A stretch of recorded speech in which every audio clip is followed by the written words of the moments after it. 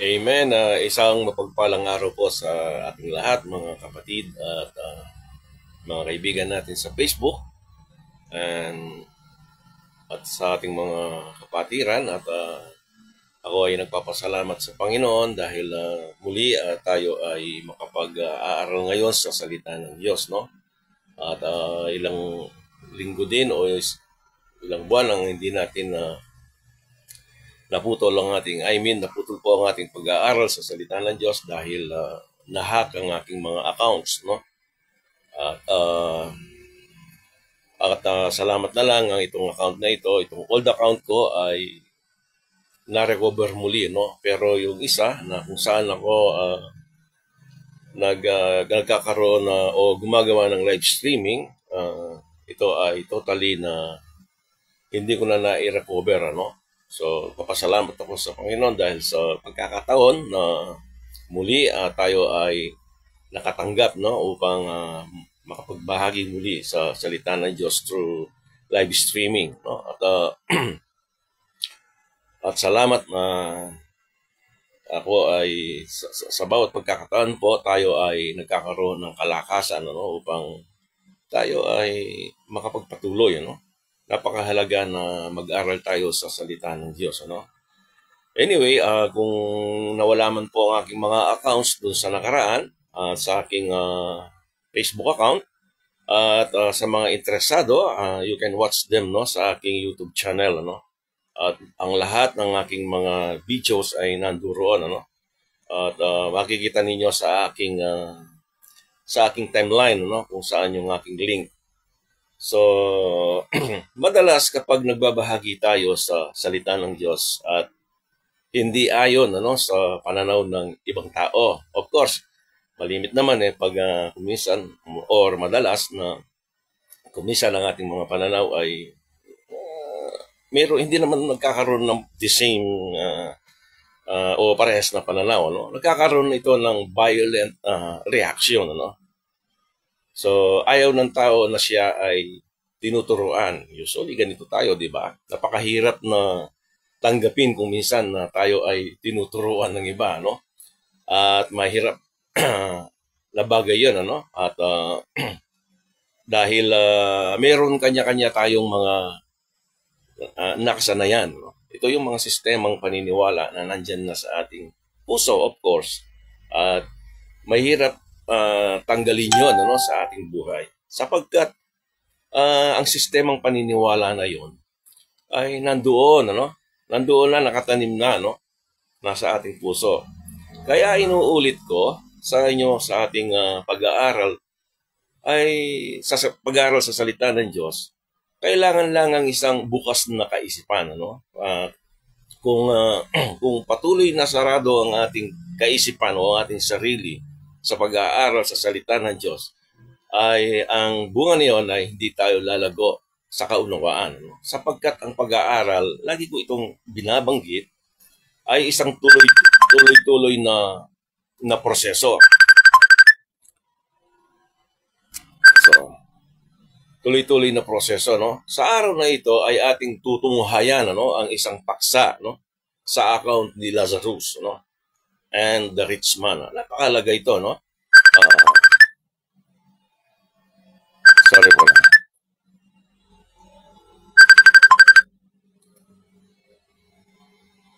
So, sorry, mayroon kasi tumatawag sa aking Facebook, no?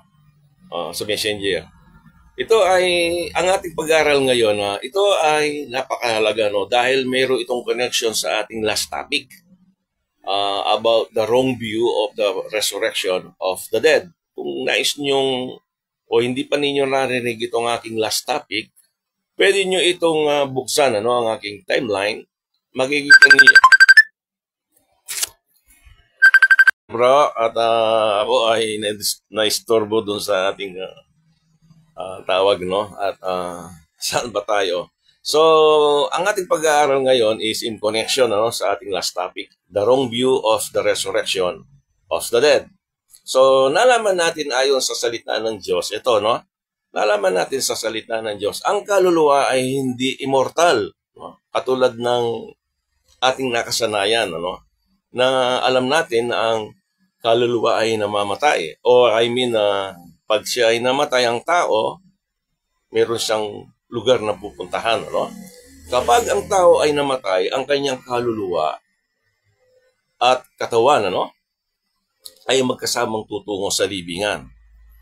So hindi ito galing ito sa akin, kundi ito ay galing sa salita ng Diyos na ating napatunayan last topic. So you can watch yung aking last topic. Nalaman din natin ang ibig sabihin ng kamatayan. Ito ay muling babalik doon kung saan nanggaling ang tao. So death, it means is a return. Pagbabalik o babalik sa lupa muli. Ito ay babalik saan? Sa libingan, in the grave. Ito ay babalik sa lupa kung saan ito nanggaling. So hindi ko na ito i-detalye, but you can watch, as I said, my explanation in my previous post sa aking timeline sa Facebook. Now, marahil sa pag-aaral natin sa salita ng Diyos, ay inyong napapansin, si Jesus ay halos nagsasalita na siya ay nagsasalita sa mga tao sa pamamagitan ng ng parabola. At meron tayong talata rito na aking babasahin. Hopefully, sa mga nanonood dito at nakakasama natin, meron kayong Bible na pwede ninyo itong i-check. Sa Matthew chapter 13 verse 34, ang sabi niya dito sa talata, all these things spake Jesus unto the multitude in parables. So it means Jesus ay nangungusap siya lagi sa pamamagitan ng parabola, and without parable spake he not unto them. So lagi itong nangungusap sa mga followers, usually mga Jewish people, into a parable. In connection to my previous topic about this or about the wrong view of the resurrection of the dead, ang tanong dito kung ang account ba sa rich man and Lazarus, which is our title sa topic na ito ngayon. Ito yung bang account sa rich man and Lazarus ay tunay na nangyari o isang parabola lamang. So atin susuriin ang bahagi na ito ng iyong Biblia batay sa sinasabi ng banal na kasulatan. Hindi galing sa ating kundi ito ay galing mismo doon sa banal na kasulatan. So ating ngayong titignan ang mga talata sa Luke chapter 16, 19 to 31. Ito yung account ni the rich man and Lazarus. Basahin ko munang mabilis at pagkatapos ay ating tuloy-tuloy na ating tatalakayin. So in verse 19, there was a certain rich man. Ito, binabanggit din itong account na ito tungkol sa rich man, which was clothed in purple and fine linen, and fared sumptuously every day. Ito ay sumusot ng yung pangmayaman, o I mean, really ito ay yung fine linen and a purple cloth. It is signifying na siya ay isang mayaman na tao o kilala sa lipunan, and fared sumptuously every day. Nabubuhay siya ng masagana. Verse 20, and there was a certain beggar. Ito na, yung isang pulubi, named Lazarus, which was laid at his gate full of sores. Siya ay puno ng mga sugat, o sa pampangan ni dus-dus na. So, and desiring to be fed with the crumbs which fell from the rich man's table. Moreover, the dogs came and licked his sores. So, nasa gate, samantalang the rich man is kumakain siya sa kanyang dining room. Of course, yung si Lazarus nandun sa gate at naghihintay ng mga mumog na nahuhulog sa kanyang hapagkainan ng mayaman. And it came to pass that the beggar died and was carried by the angels into Abraham's bosom. So namatay na itong Lazarus. And the rich man also died and was buried. Siya ay inilibing. Yun lang ang mga specification ng sinabi sa account na ito. And in hell, he lift up his eyes, being in torments. So siya ay nandoon, naghihirap, and seeth Abraham afar off, and Lazarus in his bosom. So nakikita niya si Abraham, nasa kandungan ni si Lazarus nasa kandungan niya ni Abraham, and he cried and said, Father Abraham, sabi niya, have mercy on me, sabi ng rich man, and send Lazarus that he may dip the tip of his finger in water, sabi niya, and cool my tongue, for I am tormented in this flame. Sabi nung the rich man, yung mayamang tao, nakikiusap, 25, but Abraham said, Son, sabi niya, remember that thou in thy lifetime receivest thy good things, Siya yung nagtamasa ng mga bagay na magaganda, and likewise Lazarus, evil things. Pag sinabing evil things, hindi naman yung term na evil kasi masama Yung mga bagay na dito, pag mahirap ka, yung kahirapan siya, lahat ng kahirapan nandun sa buhay ni Lazarus. But now, sabi niya, he is comforted, and thou art tormented. And besides all this, between us and you, there is a great gulf fixed, so that they which would pass from hence to you cannot. So, hindi sila pwedeng, merong daw gap na sa pagitan ng lugar ni Lazarus and sa lugar ng rich man. So, hindi sila pwedeng maglipatan. That would come from them, sabi niya.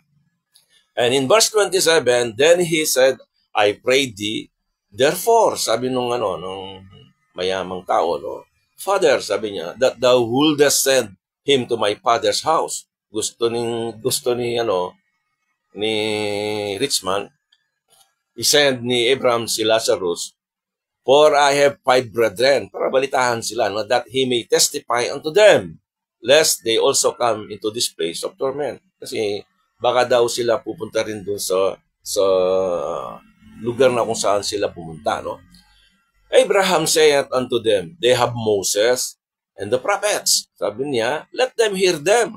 Hayaan mo sila na pakinggan nila si Moses. Nandun sila, at saka yung mga propeta. Dahil ang mga prophets in the community of Israel, nandun yung mga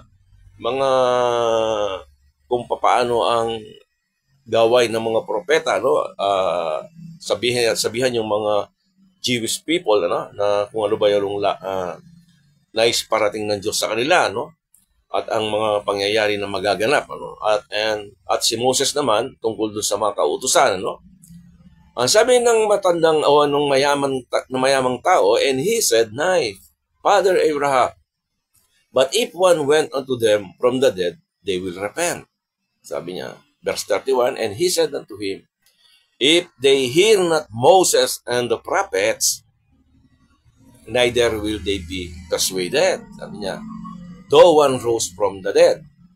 So, binasa ko lang yon. So, ito yung ating tatalakayin, Titignan natin kung ito bang pangyayaring ito na naitala sa banal na kasulatan, kung ito ba ay parabola o kung ito ay true story, Ang iba mahilig sa true story, So, sa ating pagpapatuloy sa ating pag-aaral, maraming mga bagay na tayong susuriin sa bahaging ito ng banal na kasulatan.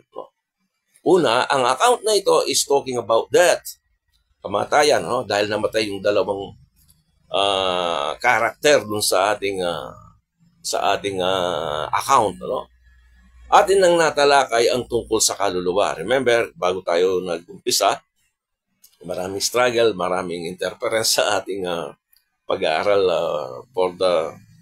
para sa ating pag-resume, At anyway, marami tayong bubuksan dito, So muli nating titignan itong Galatians chapter 2 verse 7. Ngayon, tingnan natin yung Galatians chapter 2 verse 7. So babalikan natin yung slide, yung nakaraan, yung tungkol doon sa paano ang tao. Dahil ang pag-uusapan natin is about death, kamatayan, So in Genesis chapter 2 verse 7, and the Lord God formed man of the dust.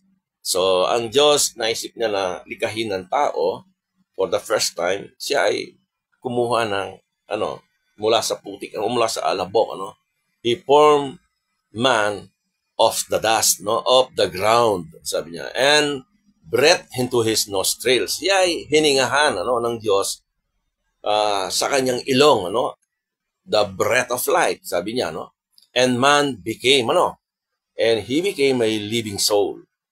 Siya ay naging buhay na kaluluwa. Ayon sa talata, bago hiningahan ng Diyos ang tao, bago niya hiningahan ng tao, ay wala pa itong buhay. It is just a simple clay, no? Wala pa itong buhay, no? So, pagkatapos hiningahan, ng Diyos, at doon lamang siya, naging buhay na kaluluwa.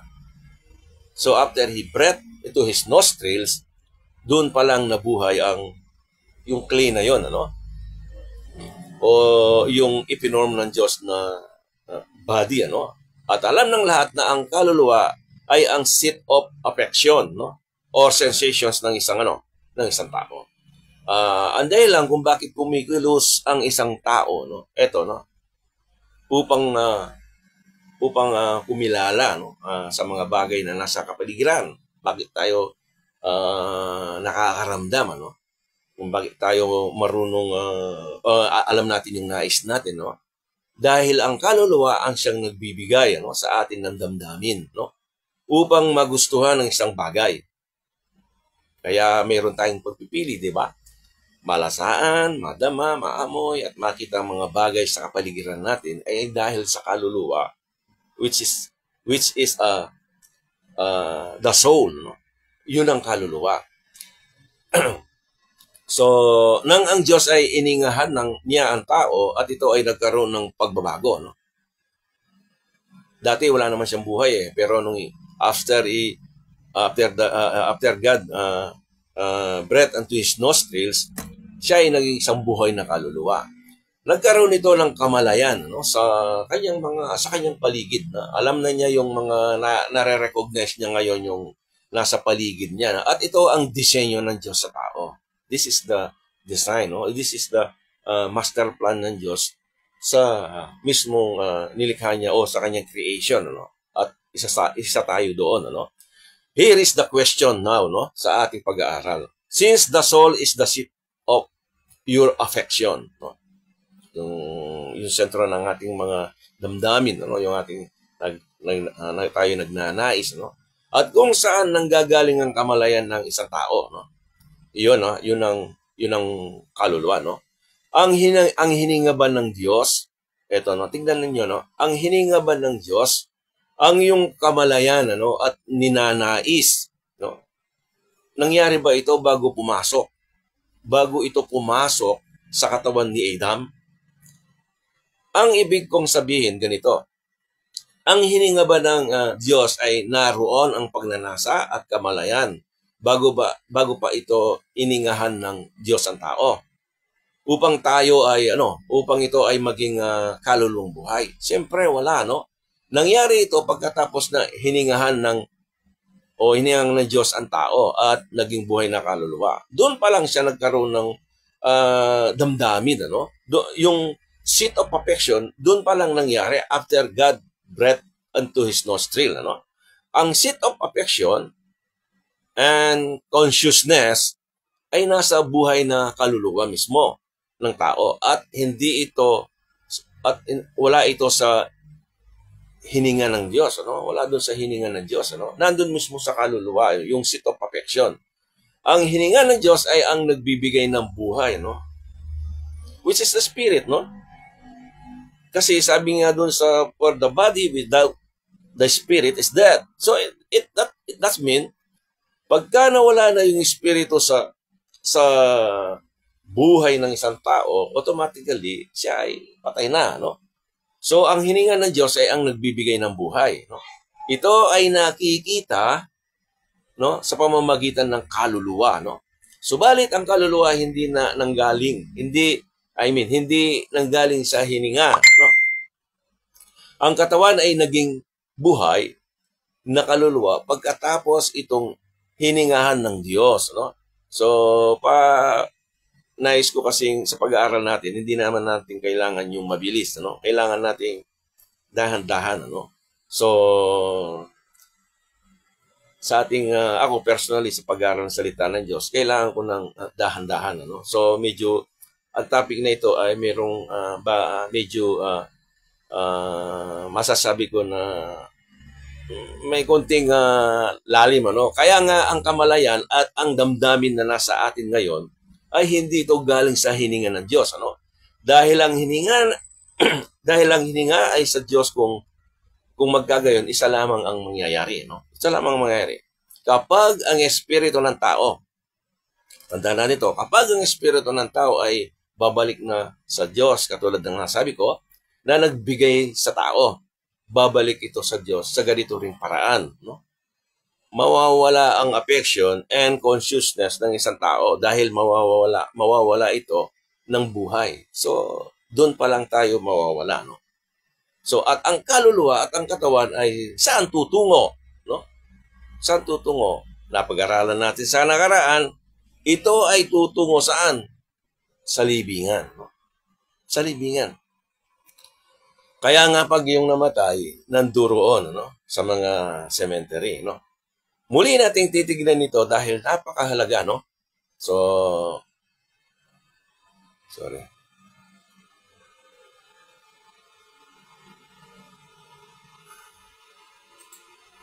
So, muli natin itong titignan, no?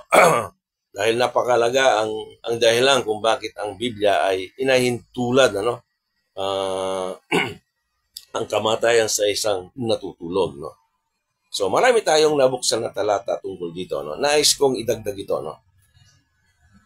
By way of illustration lamang ito, no? Hindi, it is not a biblical, but it is just an illustration para makita natin, ano? Kung paano ba yung isang namatay, ano? O namamatay, no? Kapag tayo ay natutulog sa gabi, no? Or let's say sa isang tao na nasa surgery room. Ito maraming mga paliwanag dito ng mga naka-experience, ano? Kung hallucination, ano? Ang dami nilang mga explanation, ano? Kapag tayo ay natutulog sa gabi or let's say sa isang surgery room, ano? Experience to ng taong naoperahan, ano? Nakatulog sila ng mahigit na 9 na oras, ganan, na parang walang nangyari, no? At para sa kanila ay parang isang iglap lamang, no? At ganito rin ang nararanasan, ano, ng mga taong nasa libingan for thousands of years, no? Sa kanila, para lamang silang natutulog, no? At parang katulad lang na natulog ka ng 9 na oras, sa kanila ganun din. Even 1,000 of years, para sa kanila wala silang nalalaman. So, marami na tayong topic na sila ay gigisingin ng Diyos sa isang pagkakataon, ano, in future, no?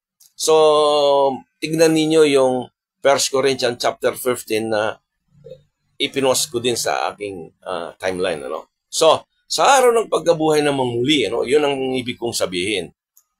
At lahat ng mga nasa libingan ay maririnig nila ang kanyang tinig. So, mababasa niyo yan sa John chapter 5. Lahat ng mga taong nandyan sa libingan, sila ay babangong muli, no? So, ganito ang mangyayari kapag ang espiritu ng tao ay bumalik na sa Diyos, no? Pag bumalik na sa Diyos yung spirit, no? Wala nang nalalaman ng isang patay, no? Kahit anong bagay, wala na. Wala nang karunungan, hindi na siya makakilos, wala na siyang maaalala, even his memories mawawala na, no? Now, there are two views about that. Merong mga view tungkol dun sa pag ang tao ay namatay, no? Maraming nagsasabi kapag ang tao ay namatay, ito ay pupunta sa isang lugar. Saan? Ang iba nagsasabi dun sa langit. At ang pangalawa, kung ano ang sinasabi ng Diyos kay Adam, no? Kung ano ang sinasabi ng Diyos kay Adam. At yung iba naman, yung pumunta sa impyerno, no? Now, tignan natin kung ano yung biblical binabanggit ng salita ng Diyos tungkol dito, no? In Genesis chapter 2 verse 17, but of the tree of the knowledge of good and evil, thou shalt not eat of it. For in the day that thou eatest thereof, sabi niya, thou shalt surely die. Ikaw ay tiyak na mamamatay. Sabi na, pagka kinain mo yung ipinagbabawal na bunga ng halaman na yun, ng may kinalaman sa tama at mali, ano? Ilang kaya ang nakaisip, no, nang sabihin nito ng Diyos kay Adam? Sa mga tao sa atin at present time, even during yung mga taong sa nakaraan, no? Sino kayang nakaisip, no, na sabihin ito ng Diyos kay Adam? Kung sakaling siya ay mamamatay, saan kaya siya tutungo, sa langit o impyerno? Ilang kaya ang nag-iisip na ganito ang nasa isip ni Adam, no? Pagkatapos na narinig ni Adam ang salitang kamatayan, that thou surely die, no? In Genesis chapter 3 verse 19, kung sana mayroon tayong Bible, ano? In the sweat of thy face, ang sabi nung talata, shalt thou eat bread, sabi niya, till thou return unto the ground. So, though our life here on earth, pansamantala lamang, kahit sila, nabuhay sila ng almost 8,000 years, si Adam and Eve, at sa kanyang mga ilang malapit na henerasyon sa kanya, nabuhay sila ng mahaba. But, sila ay namamatay, katulad din natin. It became short dahil nga dun sa lifestyle ng tao, no? Dahil sa lifestyle. So, in the sweat of thy face shalt thou eat bread, till thou return unto the ground. Sila ay babalik doon sa lupa. Lahat tayo ay babalik sa lupa. For out of it was thou taken. Doon tayo nang galing, no? For thus thou art, and unto thus shalt thou return. So, ibig sabihin, pagka tayo namatay, ang ibig sabihin, tayo ay babalik doon sa lupa. That is the meaning of death, no? In Psalm 104, verse 29, thou hidest thy face, they are troubled. Thou takest away their breath. Kukunin niya yung kanyang hininga, no? They die and return to their dust. Dahil galing sila sa lupa, sa alikabok, babalik din sila sa alikabok. Ano ang mangyayari kapag kinuha na ng Diyos ang hininga ng tao? Now, di ba, hiningahan tayo pag kinuha na yung hininga, no? Siya ay mamamatay at babalik ito sa lupa. Dito sa lupa ay wala tayong pag-aari. Ito, no? Anyway, alam naman na natin to kahit hindi ko sasabihin, ano? Pero mainam na yung malaman natin mulit as a reminder, no? Dito sa lupa ay wala tayong pag-aari. Remember that. Kahit ang mga lahat ng mga gamit, ano, nating itinangka, no? Damit, ito yung damit kong hindi ako bumibili ng damit, no? So, itong damit nito, bahay na yung pinatayo, no? Titirahan ng iba, no? Sasakyan na maganda. Yun ay, yung binili, no? Yung sasakyan na maganda na yung binili na sasakyan din ng iba yan, no? Ang tanging sa'yo lamang ay ang kapirasong lupa, no? Ito, yung kapirasong lupa na 6 feet under the ground. O, yun, yung pag-aari mo na yun, no? Do kung minsan, mayroon pang tumatabi sa'yo, no? Mayroon pang gustong tumabi sa'yo doon, ano? Anyway, yun ang realidad, ano? So, yun lamang nga sa atin, ha? At ito ang yung personal na pag-aari at naghihintay sa'yo at sa akin, yung kapuranggot na yun, ano? Pinag-aawa yung malalaking lupa, no? So, pag namaytan siya, ganyan lang ang kanyang pupuntahan. It is only a 6 feet under the ground. Yung sakto lang sa kanya, no? So, in Ecclesiastes chapter 12, verse 7, then shall the dust return to the earth. Sino yung tinutukoy niya rito? Yung katawan natin.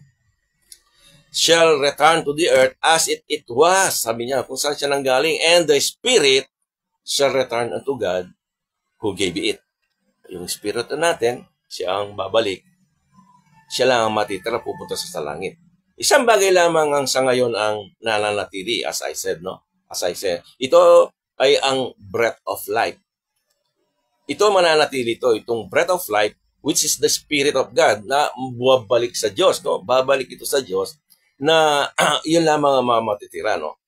The world death doesn't change. Hindi magbabago yun.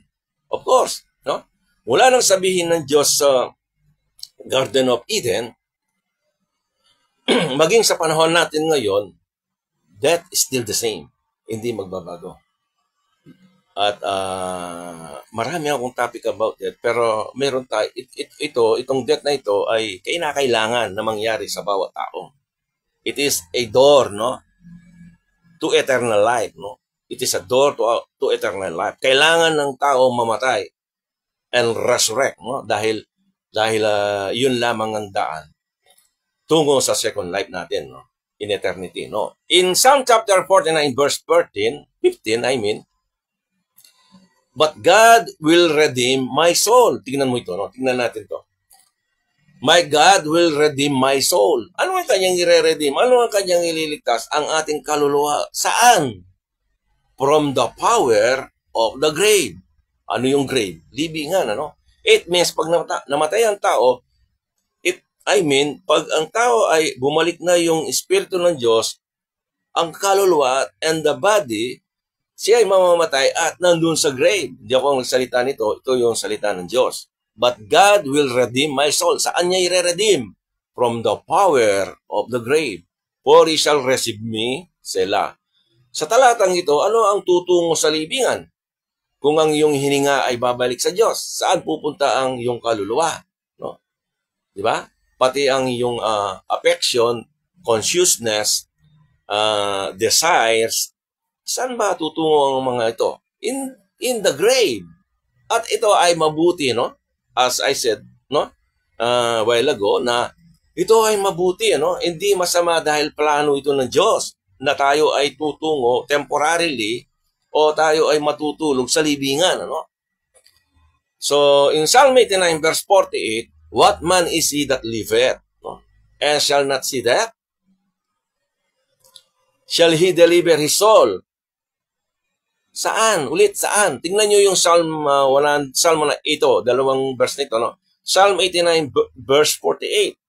Shall he deliver his soul from, saan?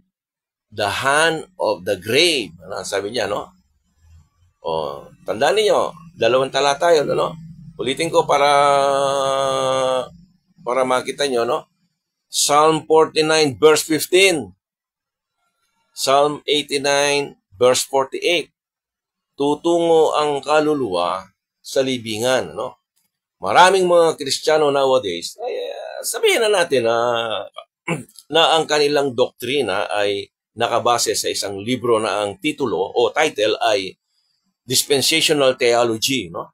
Kung iyong uusisahin ay mas mahalaga pa kaysa sa kanila ang aklat na ito kaysa kung ano ang sinasabi ng banal na kasulatan, no? Mas pinaniniwalaan pa nila yung aklat na yon kaysa sinasabi ng Word of God. Kung hindi mo binabasa ang iyong Biblia, hindi mo makikilala, no, ang aklat na ito, no. So, mayroong gumagamit ng mga talatang ito sa Genesis chapter 35 verses 18 to 19, no. Tignan natin to, no. Upang pabulaanan, ano, pabulaanan nila o pamalian, ano, counter-attack yung talatang binasa natin dito, no? Psalm 49 verse 15 and Psalm 89 verse 48 na ang kaluluwa ililigtas ng Diyos mula sa libingan, ano? To counter-attack it or counter-pita dito, ang kaluluwa ay tutungo sa libingan, no? Pero dito sa kanilang kiniklaim na talata ay ganito. Tingnan natin. Genesis chapter 35 verses 18 to 19. And it came to pass as her soul, no, as her soul was in departing, ibig sabihin, for she died. Yung dying, no, yung namamatay, alam naman niyo po kapag isang tao ay matandang-matanda na siya at para bang nalalaman na natin siya mamamatay, ano? Sasabihin natin malapit niya mamatay nga sa kamampangan, ano? So his soul was in departing. That she called his name Benoni, no? But his father called him Benjamin. 19. And Rachel died and was buried in the way to Ephrata, which is Bethlehem, no? Now, sa mga talatang ating nabasa kanina, kung siya ay namatay at ang kanyang espiritu ay nagbalik sa Diyos, no? Siya ay ganito yung ating nabasa sa mga previous verses, no? Pag ang espiritu ay bumalik na sa Diyos and the soul departing, binibigyan nilang paliwanag dito, ang kanyang kaluluwa ay umalis, ano? Pero saan siya tumungo? Saan siya tumungo? Not that way up, no? Ang kaluluwa hindi siya tutungong paitaas, ano? But way down the grave. Way down the grave ang kaluluwa, no? In Psalm chapter 49 verse 15, sasabihin ko ulit sa inyo, no? But God will redeem my soul from the power of the grave. Nandun siya sa libingan, siya dun sa tutungo. For he shall receive me, sabi niya, at kanya akong tatanggapin. Now, in Psalm 89 verse 48, what man is that liveth and shall not see death? So remember, according to the scripture, death is a return, no? Bilang kabayaran ng kasalanan, Romans 6:23, no? Romans 6:23. Shall he deliver his soul from the hand of the grave? Hindi yung Romans 6:23 binibigyan ng diin that the wages of sin is death, but the gift of God is eternal life. That's true, no? The gift of God is eternal life. Ang nais ko lang tignan dito, binibigyan ng diin ng marami that the wages of sin is death. Death is a return to the ground. That it doesn't mean na separation from God. Hindi yun. Hindi binabanggit ng Bible. Nowhere in the entire scripture that death is a separation from God. Wala tayong makikitang ganon. Death is a return to the ground. No? Hindi tinuturuan ng Biblia. Death is not a separation from God. The meaning of the scriptural meaning of death is a return to the dust or to the ground. In the grave, no? Doon ka dadalhin. Yung mga binasa natin talata. Hindi ko alam sa linaw na sinasabi ng banal na kasulatan tungkol sa kung saan pupunta ang isang kaluluwa ay mahirap, no? Para sa iba, let's say, sa iba na maniwala dito, no? Higit pa nilang pinaniniwalaan ang sinasabi ng mga aklat ng tao, katulad ng dispensational theology na yun, no? Na tinutukoy na ang tao ay pupunta sa langit, pupunta sa impyerno. Pero ang Bible is walang direktang sinabing gano'n, no? Binigyan natin ng pansin ang mga talatang ito dahil ang mga ito ay nasa Old Testament, no? Nasa Old Testament at may kaugnayan sa ating tatalakay sa Luke chapter 16 verses 19 to 31, no? So actually binigyan ko lang kayo ng slight background about death at kung ano ang mangyayari kapag ang isang tao ay namatay, no? So, ito'y pakinabang, sabi nga ni Paul, ang kamatayan ay pakinabang, no? Kay Kristo pakinabang, no? So, hindi kalugihan, no? Kaya nga lang, siyempre, nandito tayo sa lupang katawan. Hindi natin maalis yung takot na balot ng takot sa atin dahil sa kasalanan ng tao, no? Sana hindi natin nararanasan yan. Anyway, ang ating tinatalakay is about the account of the rich man and Lazarus. Tinitignan natin dito kung ito ba ay parabola o true story. Kasi may kaugnayan doon sa kung saan tutungo ang tao, no? At ang senaryong ito ay nasa lumang tipan, ano?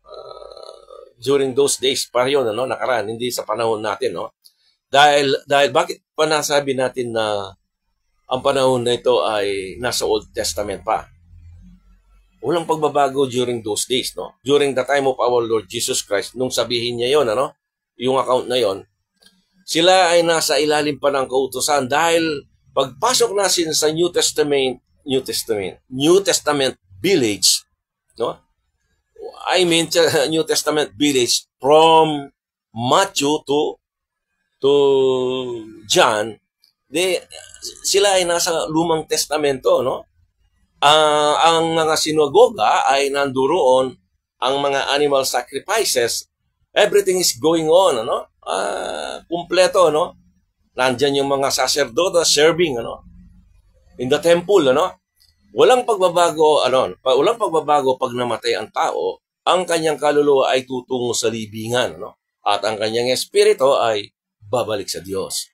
So ating titingnan ngayon ang account sa Luke chapter 16 sa mga nagsasabi sa account ni Lazarus and the rich man is a true story. Kailangan itong patunayan, no? Kailangan natin, of course, tayo ay nag-aaral sa salita ng Diyos bilang bahagi, no, ng katawan ni Kristo.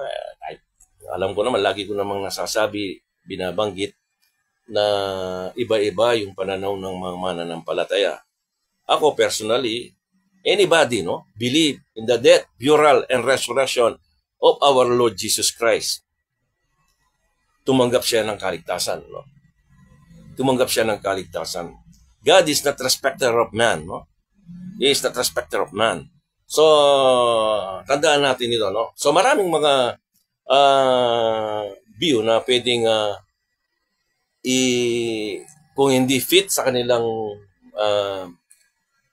set of doctrines, siyempre hahanap sila ng mga talata na pwedeng ibabangga doon. So, anyway, para hindi ma-preempt itong ating so muli nating buksan ang ating mga Biblia sa Luke chapter 16. Luke chapter 16 verse 1. And he said also, and he said also unto his disciples, ang sabi niya, ang ating Panginoong Jesus, there was a certain rich man. Hindi pa ito ang ating talatang tinatalakay, pero bubuksan lang muna natin to. Sa parabolang ito, nagsimula si Jesus na mayroong isang mayaman na tao. There is a certain rich man.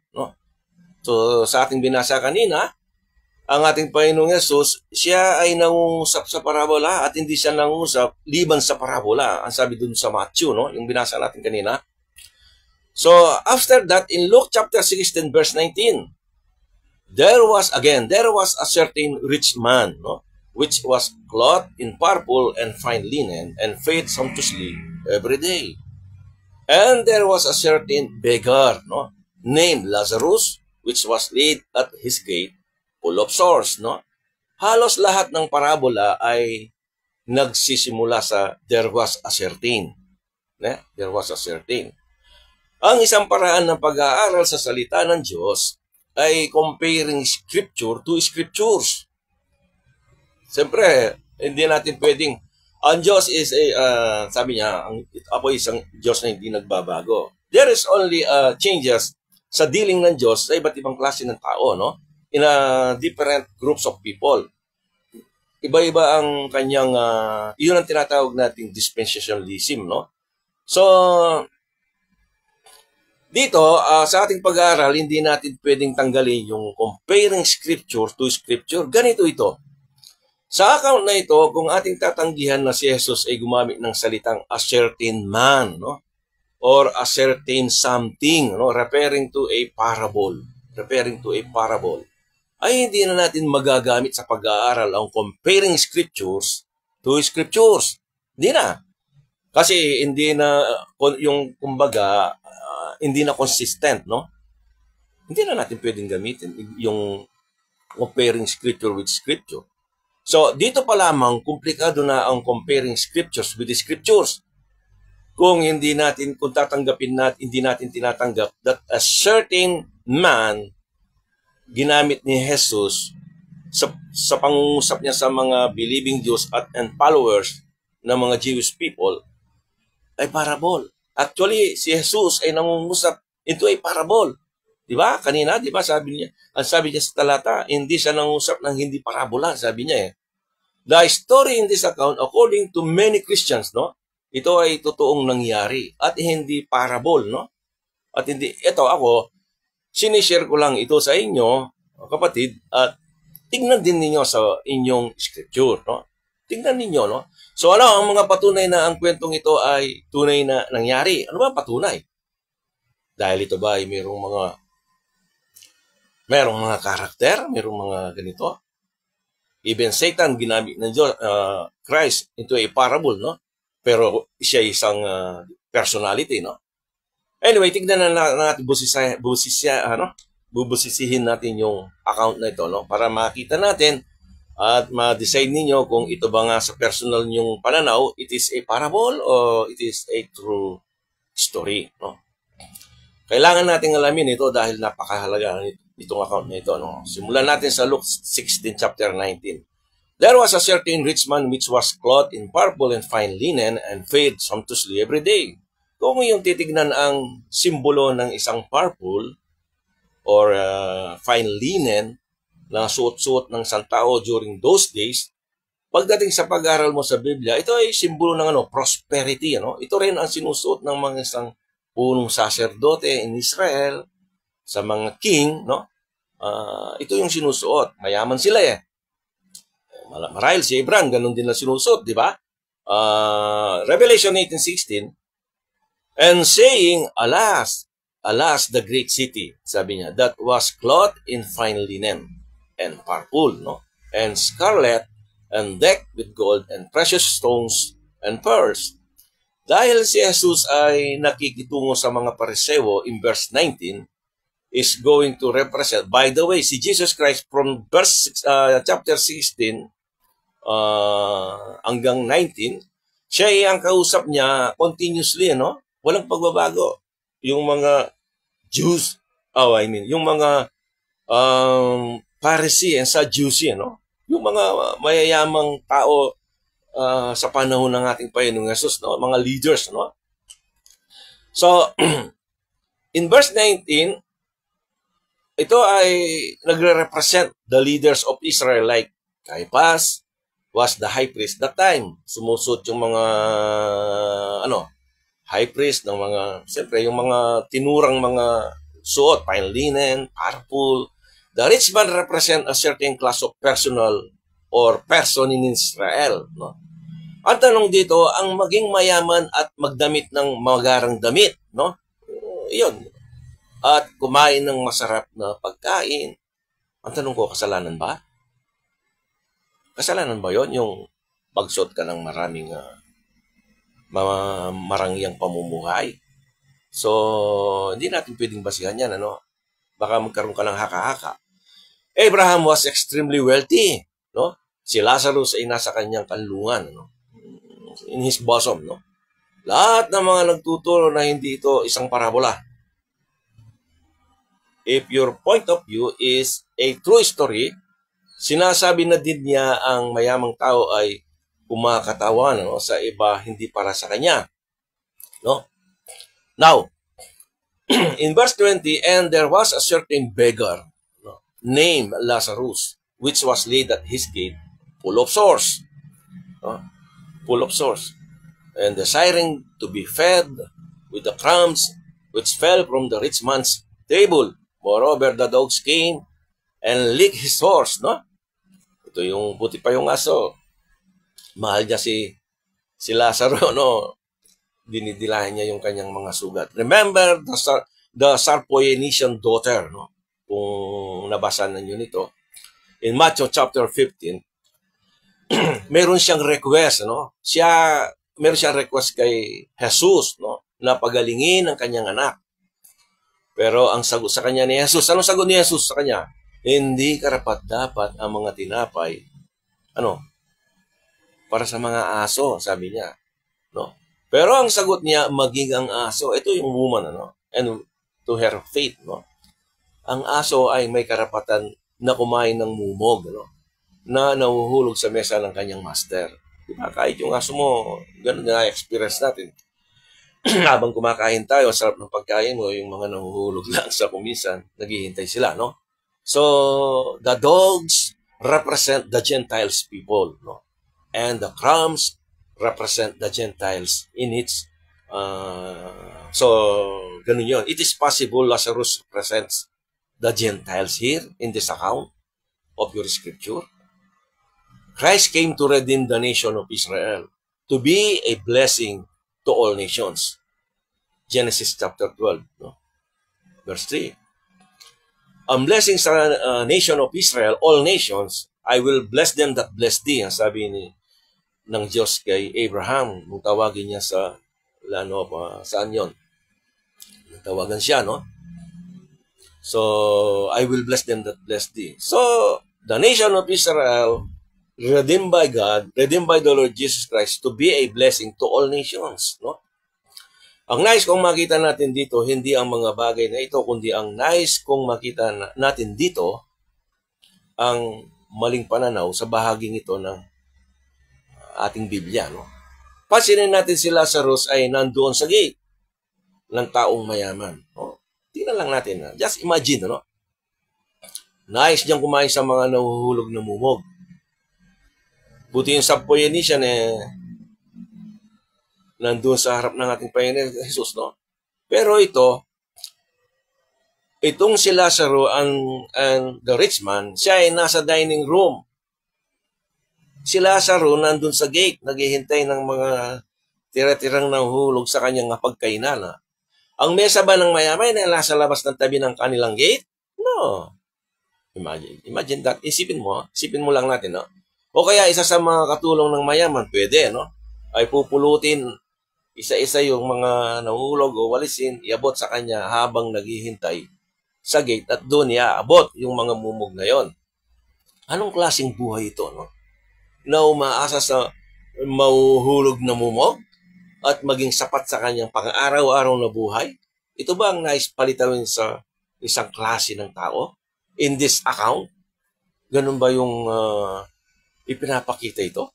Kaya nga ito ay symbolical, o symbolical, or paghahintulad sa isang parabola, no? And it came to pass, the beggar died. The beggar died, no? And was carried by the angels into Abraham's bosom, no? The rich man also died and was buried. 23, and in hell he lift up his eyes, no, being in torments, and seeth Abraham afar off, and Lazarus in his bosom. And he cried and said, Father Abraham, to nakiusap, Father Abraham is a relationship, no? It is a relationship. Tinawag siya, Father Abraham, have mercy on me and send Lazarus that he may dip, sabi niya, the tip of his finger in water, sabi niya, and cool my tongue, for I am tormented in this flame, no? Kung ito ay tunay na kwento at hindi parable, then magkakaroon tayo ng problema sa section na ito ng inyong Bible. No? So, bakit? Tingnan natin, no? Kung ito ay tunay na kwento, ano ang ating matututunan? Kung ito ay isang tunay na kwento. First thing we learn, rich man go to hell. Go to hell. And poor people go to heaven. No? Walang sinasabi dito ang mayaman na tao ay makasalanan, isang rebelde o di kaya isang magnanakaw. Makikita natin dito sa mga talata is a son of Abraham. Tumawag siya he called Abraham his father. Father Abraham. Anong ibig sabihin nun? So, ang mayamang ito ay nabubuhay ng masagana araw-araw. Diba? Sabi niya, sumptuously, ang tawag niya, nabubuhay siya ng mayaman. Yun, nagsusuot ng mga ito din ang nagsusuot ng marangyang suotan. No? Ito ba ay isang krimen sa mata ng Diyos? Siya ay pumunta sa hell. At bakit? Kung isa kang mayaman nagsusuot. Wawa naman, wala naman minention yung scripture. Wag tayong, ito, lagi ko rin sinasabi, sa ating pag-aaral sa salita ng Diyos, hindi tayo gumagawa ng mga imaginary doctrine, no? Yung para bang ito ginagamit yan sa mga engineering, no? Yung imaginary lines, no? Yung kumbaga nandoon pero hindi natin nakikita. So tayo bilang maiksi lang ang ating pananaw, hindi tayo gagawa ng mga imaginary doctrine, no? Hindi natin sasabihin na dahil siya ay makasalanan, lahat naman tayo makasalanan, di ba? So si Lazarus ay nagtungo sa kanlungan ni Abraham. Nagtungo sa kanlungan ni Abraham. Kung ito ay tunay na nangyari o kwento, ang mga mahihirap na tao ay pupunta sa langit. Parang ampere naman kung sakali. Alam nating lahat na yon ay ang reason kung bakit tutungo ang isang tao sa langit o sa impyerno. Isa pang problema dito ay ang talata sa Romans 11:26. Dito, meron baka magkaroon tayo ng mga iba-ibang pananaw dito, no? Na may connection dito. And so, in verse 26, Romans chapter 11, verse 26, and so all Israel shall be saved, as it is written. Sabi niya, dahil ito ay nakasulat. So that means, pagka nakasulat, ito ay matutupad, mangyayari. Kumbaga, si Pablo, nangusap siya, nagsalita siya, binasa lang niya o nabasa niya, ito ay nasulat. No? There shall come out of Zion the deliverer, ang ating Panginoon, and shall turn away ungodliness from Jacob, no?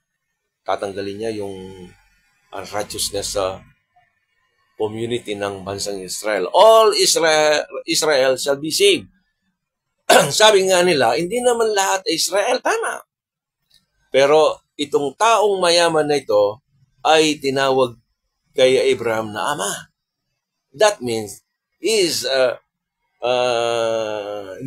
ano siya? Tunay na Hudyo, no? Tunay na Hudyo. And in verse 25, called him son. Di ba legit yun? Yung mayamang tao, tinawag niya si Abraham, Father Abraham, and Abraham called him son. Diba? This man ay isang Israelita. Ano ang ginawa niya sa hell?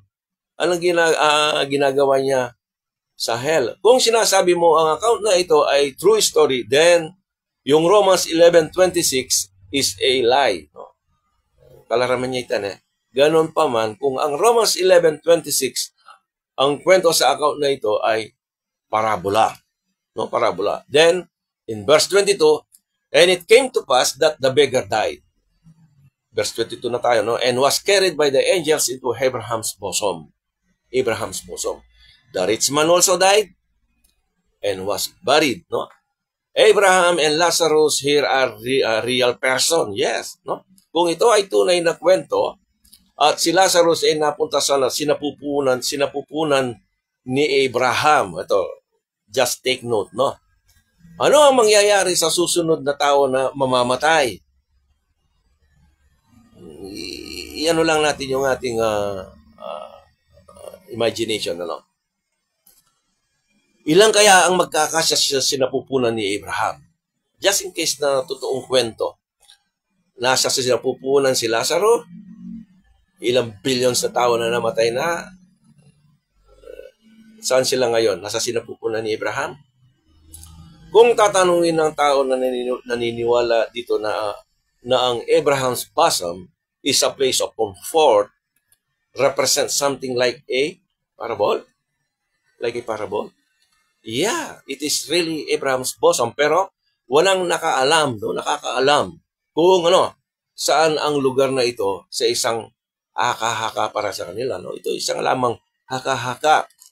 So anong pwede nating matutunan dito na naaalala mo sa John chapter 13 verse 25 tungkol sa Lord's Supper, no? Tungkol sa Lord's Supper verse 35.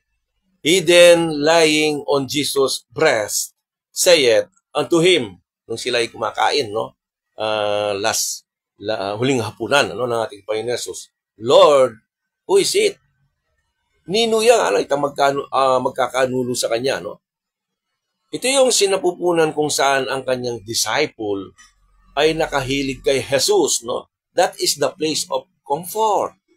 Para sa kanya, no? It is a place of comfort. No man had seen God at any time. The only begotten Son, which is in the bosom of the Father, no? He had declared him. No man had seen God at any time. The only begotten Son, no? Which is the bosom of the Father, is a special place for a special relationship, no? In Luke chapter 19 verse 23, tignan natin ulit ang parabola. And in hell he lift up his eyes, being in torments, no? And see at Abraham afar off, and Lazarus in his bosom, no? Ano sa palagay ninyo ang napunta sa impyerno? Ang palagay lang natin, palagay lang natin. Ang napunta dun sa impyerno.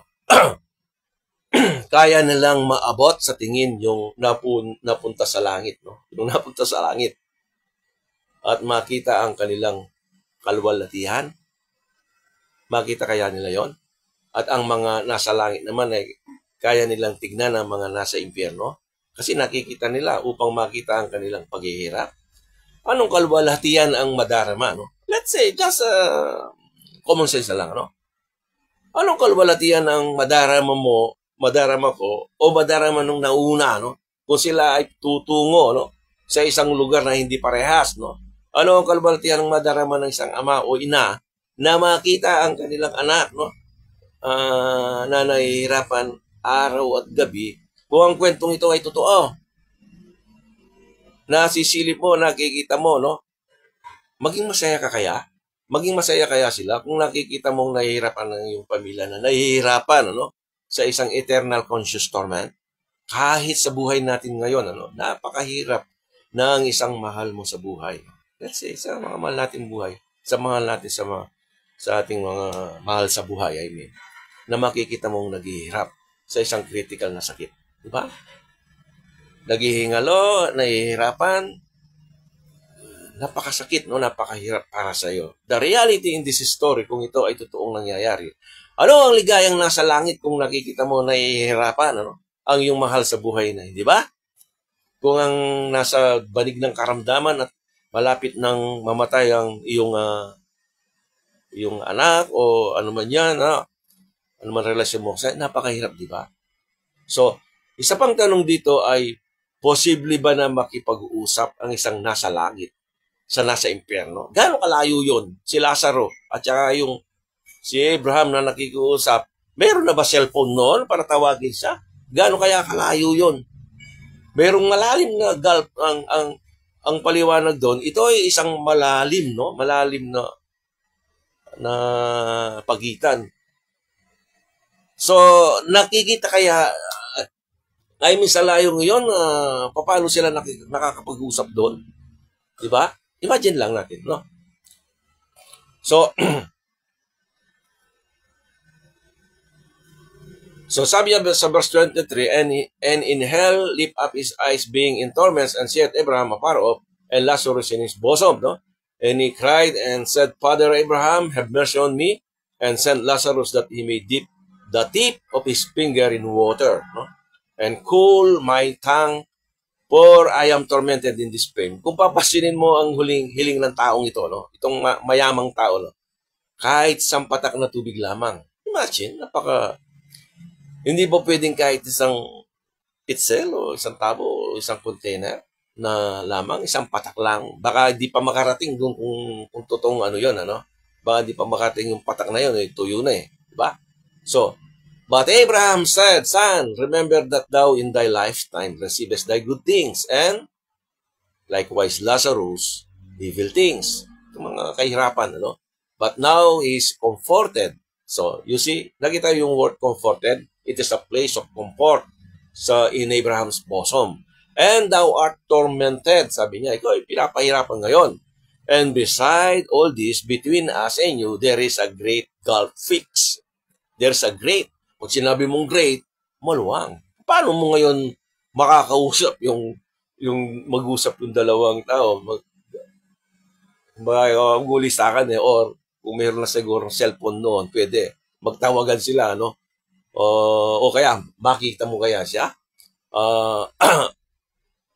Ang sabi niya doon, so that they which would pass from hence to you cannot. Hindi sila pwede, no? Makalipat o neither can they pass to us that would come from thence, no? Hindi sila pwedeng walang tulay, no? Hindi sila pwedeng. So, verse 27, then he said, I pray thee therefore, Father, that thou wouldest send him to my father's house, for I have 5 brethren, that he may testify unto them, lest they also come into this place of torment. 29, Abraham saith unto him, they have Moses and the prophets. Let them hear them. Remember, si Jesus Christ, sa kanyang pangangaral and his ministry ay sa Israel, no? To the Jewish people, no? Romans chapter 15 verse 8. Take note. Ang kanyang ministry sa mga Hudyo lamang, no? Hindi siya pupunta sa mga Gentiles people during his earthly ministry, no? So, si Pablo, ang kanyang ministry is to the Gentiles people, no? So, siya tinawag para sa mga Gentiles, no? And he said, my father Abraham, but if one went unto them from the dead, they will repent, no? And he said unto him, if they hear not Moses, see, and the prophets, ang dealing ng Diyos sa Israel is through Moses, law, and sa mga propeta, no? Sa mga propeta. So, kung ano ang nais ng Diyos sa bansang Israel, through prophets, at sa mga kautusan ni Moses, upang sila ay mabuhay, no? Ngayon, Sa lahat ng nagsasabi itong kwentong ito ay totoong nangyari, ang aking masasabi, ganito, ang apoy doon sa kwento ay hindi totoo, kundi ito ay angkop sa isang special na apoy para sa isang kaluluwa. Ito ay may ipinapakita na isang bagay katulad ng isang parabola. No? Ayon sa ating pagsusuri sa account na ito ay imposibleng totoong kwento, no? Kundi isang parabola. No? In fact, Jesus Christ, siya ay nangungusap in Israel sa mga Jewish people in a parable. At hindi siya nagsalita kung hindi parabola. Sabi niya dun sa ating talatang binasa. No? So, ganun pa man, hindi ito ang concern sa ating paksa ngayong araw na ito. Hindi ito. Ang bahaging ito ay may kinalaman sa mga Pariseo at kung paano nila tinatrato ang mga mahihirap during those days. No? Laging ganun ang pangangaral ng ating Panginoong Yesus. Ganun din, ito ay para sa mga nawawala at kung bakit dumating ang Panginoong Yesus upang kanyang iligtas. Ito ang kanyang layunin ng parabolong ito, no? So ating tatapusin ang ating paksa, and please take note on these verses, no? Ito lang verses na ito na ating muling babasahin, no? In Luke chapter 15 verses 1 to 3, then drew near unto him all the publicans and sinners for to hear him, no? And the Pharisees and the scribes murmured, saying, reklamo sila, this man receiveth sinners and eateth with them. So, gagalit itong mga ito, no? So, and he spake this parable unto them. And he spake this parable unto them, saying, sino ang kausap ni Jesus dito? Sino ang mga kausap ni Jesus dito? All the kinds of people are there. The Pharisees, the scribes, publicans, and sinners, who are the one that complaining. Sino yung mga mapag-complain, no? Ang mga Pariseo, no? Nagbubulong-bulungan, ano? At sumagot si Jesus sa kanila, no? Tungkol sa isang parabola. Si Jesus ay consistent na nangungusap sa kanila into a parable, no? Into a parable, no? So, ang kanyang sagot tungkol sa isang parabola ng isang nawawalang tupa, no? The lost coin, the lost prodigal son. Non-stop yun, non-stop. No? Nakarating sa chapter 16 at walang umalis sa kanila. Walang umalis sa kanila. At ganito ang kanyang sinabi. Verse 16, and he said also unto his disciples, there was a certain rich man, no? Which had a steward, and the same was accused unto him that he had wasted his goods. So sa kabanatang ito ay tuloy-tuloy lang nakausap niya ang kanyang mga disipulo at mga Pariseo dahil ito ay continuation of Luke chapter 15, no? Tuloy-tuloy lang, no? Siya ay nangungusap sa pamamagitan ng parabola, no? Dahil wala silang alalahanin sa mga nawawala. Yun ang tunay na pangyayari, no? Nagpatuloy siya sa Luke chapter 16 sa isang parabola of an unjust steward, no? Sino ba ang kanyang mga kausap? The same people see in verse 14 and 15. And the Pharisees also, who were covetous, heard all these things. And sabi niya, and they derided him. 15. And he said unto them, ye are they which justify yourselves before men, but God knoweth your hearts. For that which is highly esteemed among men is abomination in the sight of God. No? Hanggang makarating siya sa chapter 19, no? Talking to the same people into a parable. No? Now, ang pangungusap ni Jesus sa mga taong ito ay isang parabola dahil sa kawalang alalahanin ng mga taong ito sa mga dukha at nawawala. So, yun ang nakikita natin, no, sa ngayon. Siyempre, kapatid, hindi ko naman kayo sabi nga natin, there is a system of belief na nakalagay na yan sa ating mga puso, no? Yung mga natutunan natin since tayo ay bata sa ating mga magulang hanggang sa tayo ay nakarinig ng ebanghelyo, mayroong mga nangaral sa atin, yung mga pangangaral ni Agustinian na inadapt ng mga mananampalataya in this present movement, inadapt natin, and then hindi natin chinyek dun sa scripture kung ano nga ba ang tunay na sinasabi tungkol sa kamatayan, no? So, tinalakay ko lang itong parable na ito para makita natin to prove that the soul and the body is going in the grave. Siya'y mamamatay. But there is a resurrection sa last days, no? Tingnan niyo yung topic natin sa 1 Corinthians chapter 15 at ating suriin lang ninyo, tignan ninyo in connection to this topic, no? Makikita niyo ang maliwanag na itong pinopoint ko, no? So, pero hindi ko kayo pinipilit dito sa aking view. Siyempre, meron din kayong point of view. Merong point of view yung iba.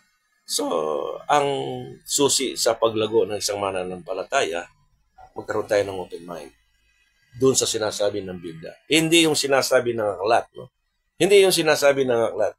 Kung hindi yung sinasabi ng sino mang magaling na magturo, no? Meron kang personal, sabi nga ni Paul,